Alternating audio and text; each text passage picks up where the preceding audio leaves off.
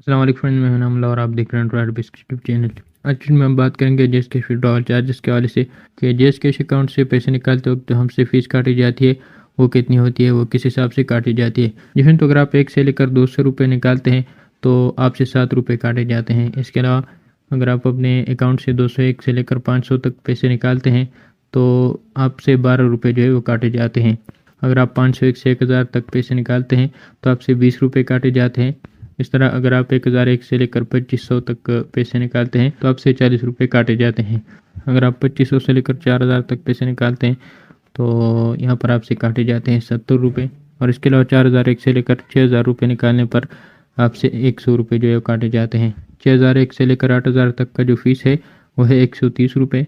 और 8001 से लेकर 10,000 रुपये तक का जो फीस है वो है 180 रुपये, यानी कि 180 रुपये आपसे काटे जाते हैं 10,000 रुपये निकालने पर। इसके अलावा 10,001 से लेकर 13,000 तक का जो फीस है वह है 230 रुपये।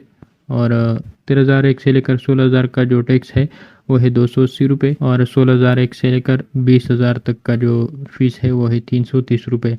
इसके अलावा अगर आप 20,001 से लेकर 25,000 तक पैसे निकालते हैं तो आपसे 380 रुपये काटे जाएंगे। और 25,001 से लेकर 30,000 रुपये निकालने पर आपसे 470 रुपये काटे जाते हैं।